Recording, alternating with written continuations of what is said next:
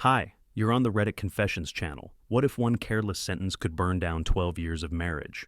Well, I watched it happen. There was a moment, one very specific moment, when she laughed a little too hard. It wasn't even the joke that stung. It was how real her laugh sounded. Loud, unfiltered, like she forgot I existed. We were in the middle of a dinner party with her colleagues, fancy rooftop, string lights, smug tech people who all called each other legends. I hated it. But I was trying. I wore a blazer that made me itch. I laughed at stories I didn't understand. I clinked glasses with a guy named Finn who smiled like he already knew what was coming. And then it happened. Someone made a joke about multitasking. Geneva, my wife, she didn't miss a beat. "Oh, please," she said, grinning at Finn. "You're better than my husband at everything." She stretched that word, everything, drew it out like it was silk between her fingers. Smarter, funnier, way more driven. Honestly, I keep saying I married the wrong one. The table howled. Even the waiter chuckled. Finn smirked. And me? I swallowed a dry piece of chicken and nodded like someone had complimented my shoes. She didn't even look at me after she said it, just kept talking, like I'd been replaced right there, in real time. People say jokes are harmless, that you shouldn't take things so seriously. But you know what jokes really are? They're safe containers for the truth. And that night, she packed a whole damn suitcase. We left that party in silence, the kind where the air in the car feels like soup. Geneva scrolled through her phone the entire ride. I didn't say a word, because I was too scared of what I might hear if I asked. But things started to slip after that. I noticed how she always locked her phone now, how she changed her passwords just in case, how she flinched when I entered a room too quietly. She started putting on perfume before work, not the soft kind she used to wear. This was sharp, citrusy, almost aggressive. She began going out for team bonding events on Tuesdays. Who even bonds on a Tuesday? One night, I opened the fridge and realized she'd stopped buying the things I liked. No more oat milk, no more pineapple yogurt. Just almond milk she hated 6 months ago, but suddenly needed. It was like living with a version of her I hadn't been introduced to. A woman who smiled at her phone more than at me, who used to text me, "miss you" during lunch breaks, and now barely responded with a K. But I kept telling myself it was just stress. Work was busy. Everyone changes. I blamed everything except the thing I was too scared to admit, that I was losing her. And then, one night, I heard her whispering in the kitchen. I was in the hallway, barefoot, holding my dirty plate. I didn't mean to eavesdrop. I just froze the moment I heard his name. "No, Finn, stop. He's in the other room. Don't say that. No, you're terrible." Her voice was playful, flirty, and low. When she hung up, I walked in and asked who she was talking to. "Just Mandy from work," she lied without flinching. We were talking about the project timeline. And I nodded, because I'm the kind of idiot who believes the people he loves, even when he knows better. That night, I lay next to her, staring at the ceiling while she slept with her back turned. Her phone buzzed once, then again. I never touched it, not until 3 days later, when she forgot it at home. And what I saw, it wasn't nudes, it wasn't sexts, it was worse. It was a voice memo from Finn saying, "Last night, when you said I was better than him, I believed you. I still do." The voice memo kept playing in my head, even after I deleted it. I couldn't stop hearing it. Finn's voice, low and smug, like he'd already won. "I still do." 4 words, and suddenly every little moment from the last 6 months made sense. The late nights, the sudden emotional distance, the growing list of things we no longer shared. I sat there on the edge of our bed, her phone still warm in my hand, as she texted me from work about grabbing Chinese for dinner. Like we weren't living in completely different realities. I didn't reply. I didn't confront her that night, not because I was trying to play it smart. I just froze. I made dinner like nothing happened. I asked about her day. I even rubbed her feet while she watched TV.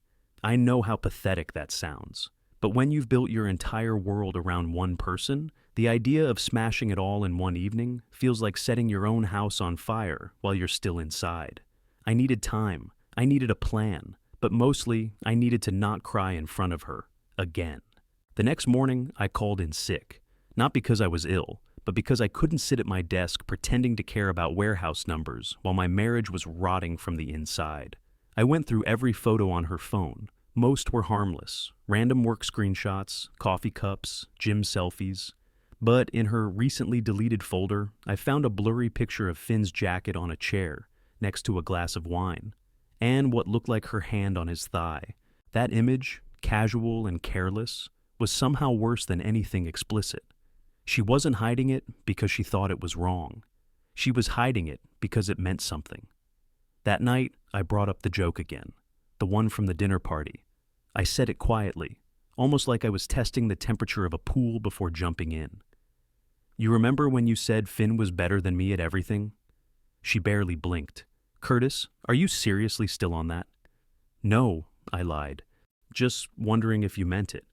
She shrugged. It was just a joke. But there it was again. That word, just.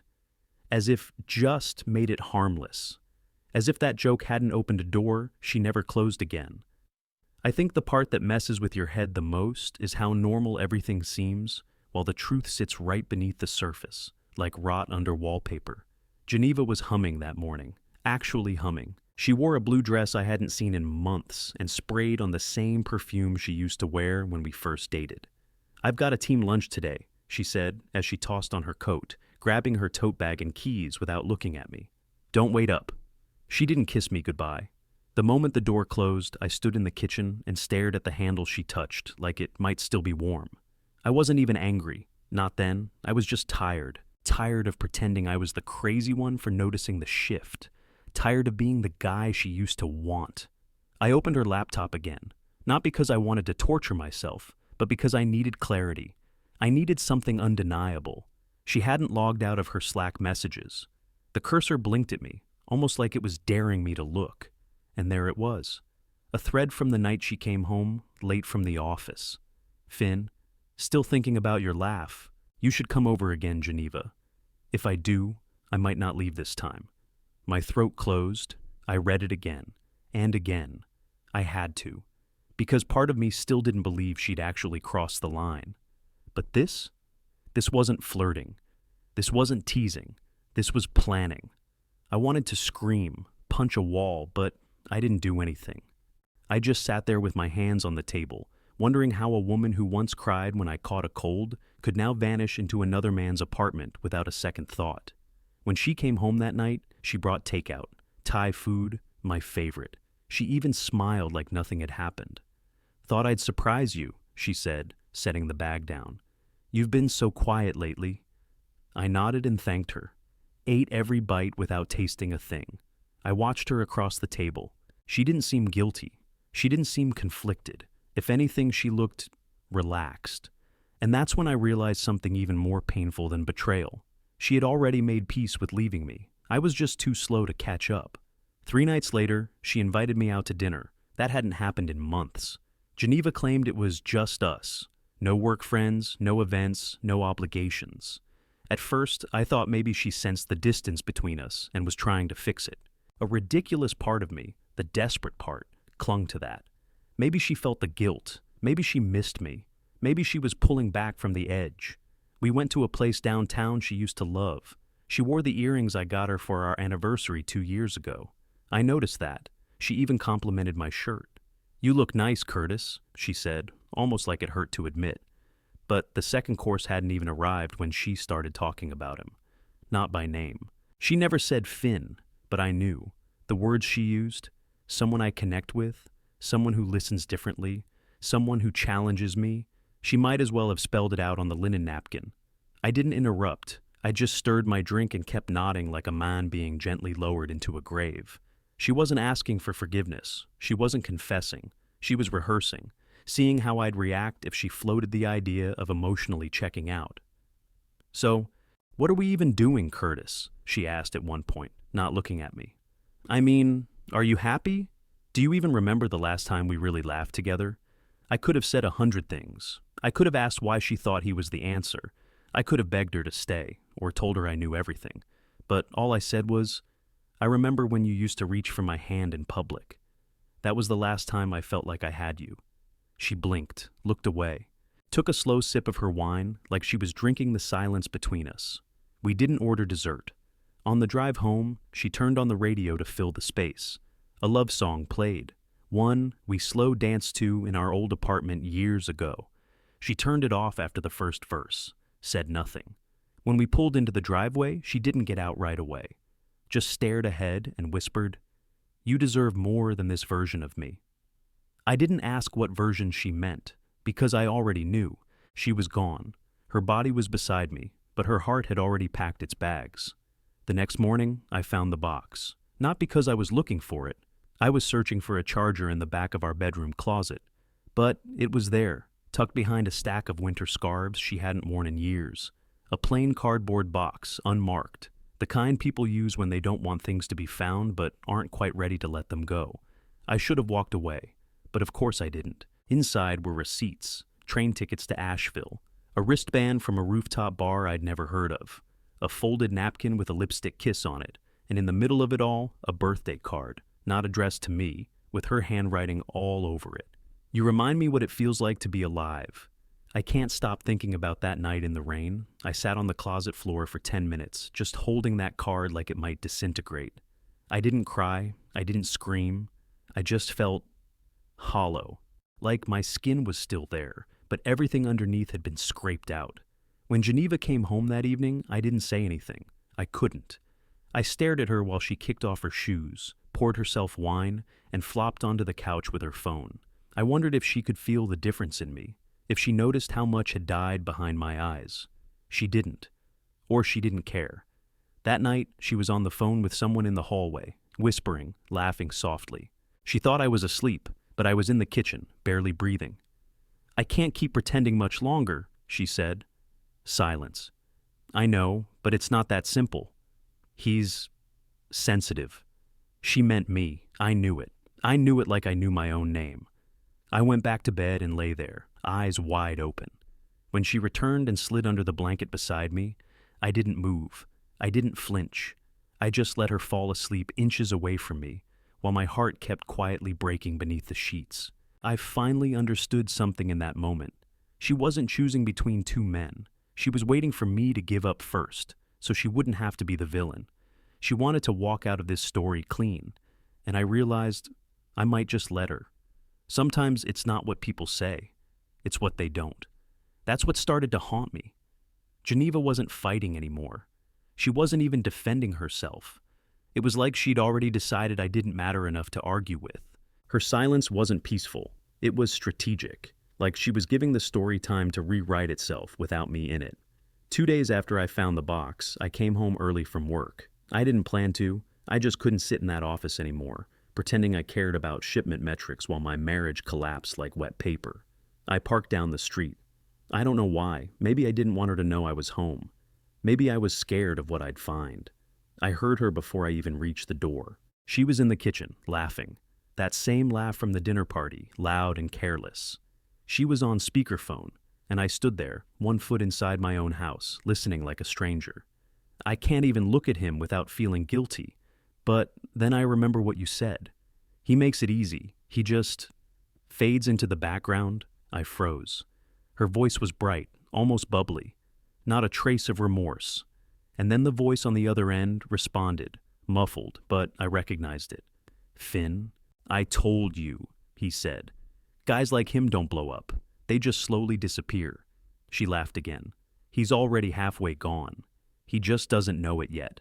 I didn't walk into the kitchen. I backed out of the house like it was on fire. I sat in my car, parked 3 doors down, staring at my hands on the steering wheel. They were shaking. I didn't cry. I didn't scream. I just felt erased. I spent the next few hours driving around the city with no destination. When I finally returned, she was on the couch with a book and a blanket, acting like the woman I married. She looked up and smiled. "Long day?" I nodded. That was it. No confrontation, no explosion. Because somehow, the most humiliating thing in the world isn't being betrayed. It's realizing they expected you to take it quietly. And I had. It happened on a Thursday. Nothing dramatic, no slamming doors, no suitcase dragged across the floor, no crying or screaming, just an absence. I came home and she wasn't there. Her shoes by the door were gone, her favorite coffee mug missing from the drying rack. Even her toothbrush, the purple one with the bent bristles, was no longer beside mine. The space looked the same, but the feeling was off, like the air had shifted and no one told me. There was a note, not even a handwritten one, a text. Needed some time? Don't wait up. That was all. No explanation, no timeline. No, I love you. I sat on the edge of the couch with my jacket still on, rereading that message over and over, as if more words might magically appear if I stared long enough. I checked our shared calendar. She had cleared the weekend. Team conference in Atlanta. I remembered it vaguely. She mentioned it once, weeks ago. But something in my gut twisted. I opened her laptop again, and it confirmed what I already suspected. There was no conference. There was only a hotel reservation in her name, for two, in Charleston, and then the final crack, her email inbox, a confirmation for a romantic couples spa package, and a name under the second guest, Finn. I don't remember standing up. I don't remember walking to the bathroom mirror. But I remember what I saw when I looked at myself. A man I didn't recognize, pale, hollow-eyed. A man who had spent months drowning quietly while someone else danced on the surface. I didn't call her. I didn't try to stop her. I just sat down and started deleting things. Her contact, old photos, calendar reminders. I couldn't feel my hands, but I kept going. Somewhere between numbing and survival, I chose the only thing I had left: silence. Because sometimes walking away doesn't mean leaving the house. Sometimes it means finally deciding to stop waiting for someone who's already gone. It's strange how peace doesn't always arrive with answers. Sometimes it comes when you stop asking questions that only hurt. Geneva never came home that weekend. She didn't call, she didn't text. I didn't reach out either. There was a shift inside me. Not dramatic, not cinematic, just a quiet rearranging of what I could no longer ignore. The next Monday, I packed her remaining things into 2 boxes. I left them by the door and sent her a single message. There's nothing left here for you. Take care. She replied later that evening with, okay. That's all, no argument, no apology. Just a cold acknowledgement that we were done, like a meeting that ended early and didn't need to be rescheduled. I thought I'd fall apart. I expected nights on the bathroom floor crying into a towel, but instead, I slept. For the first time in months, I really slept. Deep, dreamless sleep.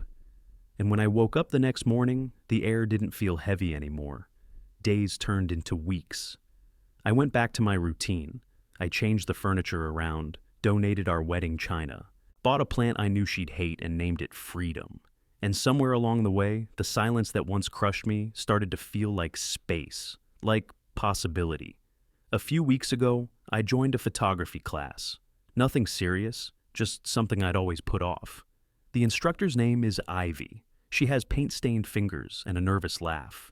She doesn't know anything about Geneva or Finn or the man I used to be. She just knows I'm quiet and observant, and that I once took a picture of a cracked window and called it beginning. Maybe that's what this really is. Not an ending, not heartbreak, not failure, just a beginning I didn't ask for, but maybe the one I needed. Thank you for staying with me through this story. You've been watching Reddit Confessions. Now tell me, what's one unexpected moment in history that changed everything for someone? Drop it in the comments below. I'd love to read your thoughts. And don't forget to like, share, and subscribe for more stories just like this one.